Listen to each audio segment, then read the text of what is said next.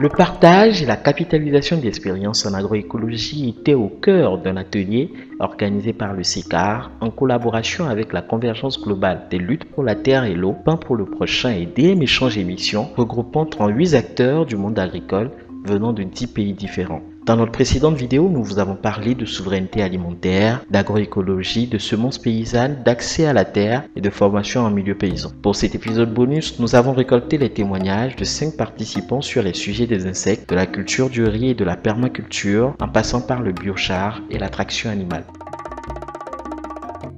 Nous avons une ferme où nous pratiquons la permaculture. Nous accompagnons les femmes et les enfants en difficulté avec une ONG qui s'appelle Mwen Benedo, qui veut dire Dieu avec nous. Depuis 4-5 ans, nous pratiquons la permaculture sur le terrain. C'était un terrain vraiment aride, rocailleux, un terrain délavé, lessivé et très pauvre.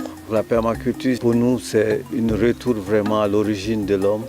La création, Dieu a créé la terre, tout fonctionne dans la permaculture, c'est imiter le fonctionnement naturel des écosystèmes. Nous restaurons les sols qu'on nous a donnés avec la permaculture et ça a l'air de très bien donner.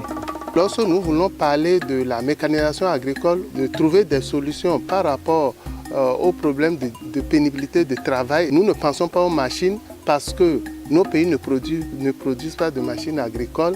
Nous pensons plutôt aux animaux dont nous pouvons utiliser les forces de la traction animale. Dans notre cas, nous utilisons les bœufs de trait. Lorsque vous achetez un tracteur, le tracteur perd de la valeur dès que vous le sortez de l'usine. Alors que quand vous achetez des bœufs qui ont 2 ans, 3 ans, ces bœufs-là prennent de la valeur.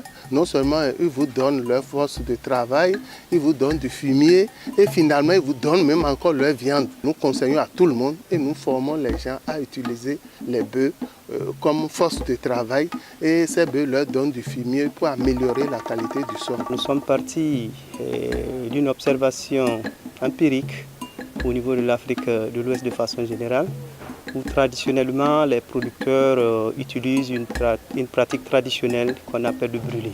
C'est une pratique qui n'est pas sans conséquences pour l'environnement, sachant qu'il y a beaucoup de gaz à effet de serre qui sont émis, et sachant aussi que tout ce qu'il y a comme micro-organismes sont impactés par la pratique. Depuis des années, les paysans n'ont pas abandonné cette pratique, et donc il fallait pour nous trouver des solutions alternatives pour que, au lieu d'abandonner totalement la fertilisation au moyen du brûlis, trouver des alternatives pour réduire l'impact du brûlis sur l'agrosystème.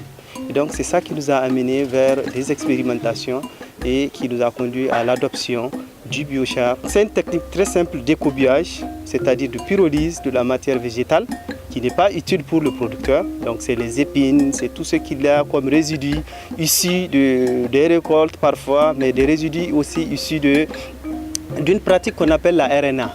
En faisant la régénération naturelle assistée, le producteur a une biomasse parfois et il ne sait pas quoi faire avec la biomasse.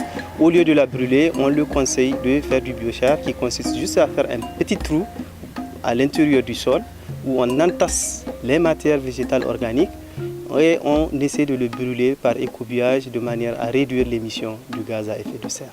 C'est une technique très simple et depuis 3 ans, on a remarqué que les producteurs ont largement adopté cette pratique en lieu et place du brûlis. Insect science is very important because thousands and thousands of insects are alive at any one given minute. Insects are important pollinators, and we know the importance of pollination in crops. We have both harmful and beneficial insects. Insects have also been used as predators and parasitoids in the control of the harmful effects. And then insects are important in the sense that they affect the crops, our crops, and then they also affect livestock. And in this sense, it has an impact on food security because it has an effect on crop production and also livestock production. So it is important to study insects so as to develop important tools and strategies for effectively managing these insects in a way that is safe to the environment, so that we can maintain the biodiversity and also manage our environment in a way, sustainably, in a way that it can continue to feed us and to support life on Earth. And so insect science becomes very, very important. SRI, qu'en est-il? C'est une méthode qui permet de produire du riz avec peu de semences, peu d'engrais, sur un sol bien aéré et riche en matière organique. Des analyses ont été faites et ont montré que le riz produit sous SRI est plus riche en éléments nutritifs que le riz produit par le système conventionnel.